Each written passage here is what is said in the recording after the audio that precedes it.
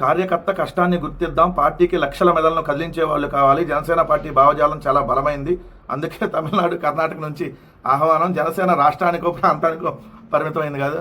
నవ్వొస్తుందన్న. ఏం చేయను, జనసేన రాష్ట్రానికో ప్రాంతానికో పరిమితమైంది కాదంట, మొత్తం ఏలియన్స్లో కూడా ఉంటుందంట.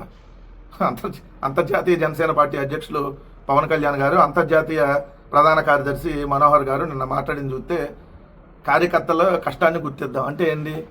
ఎంత ఎక్కువ తెలుగుదేశం వాళ్ళతో కుక్కలను కొట్టినట్టు కొట్టించుకుంటే వాళ్ళు బాగా కష్టపడినట్ట. జనసేన కార్యకర్తల కష్టం అంటే ఎంత ఎక్కువ దెబ్బలు తింటే అంత కష్టపడ్డట్టు, ఎంత ఎక్కువ అవమానాలు పడితే అంత వాళ్ళకి ప్రమోషన్ ఇస్తారా?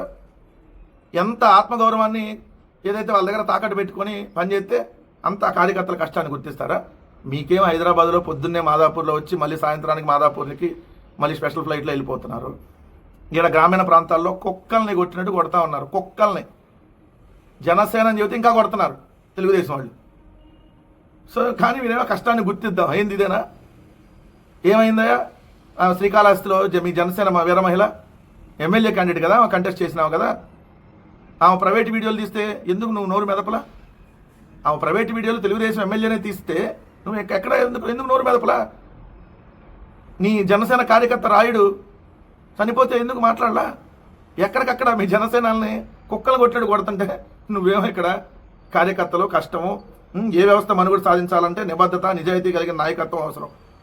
నువ్వే చెప్పాలి ఇక నిబద్ధత, నిజాయితీ గురించి జీవితం. జనసేన పార్టీకి వందలు వేల మంది అవసరం లేదు, 10 మంది ఉన్నదాలంట, లక్షల మెదళ్ళను కదిలించేవాళ్ళు. కుక్కలను కొట్టినట్టు కొట్టించుకునే వాళ్ళు 10 మంది ఉన్నదాలు, వాళ్ళతో అయినా నడుపుతా అని చెబుతున్నావు డైరెక్ట్గా.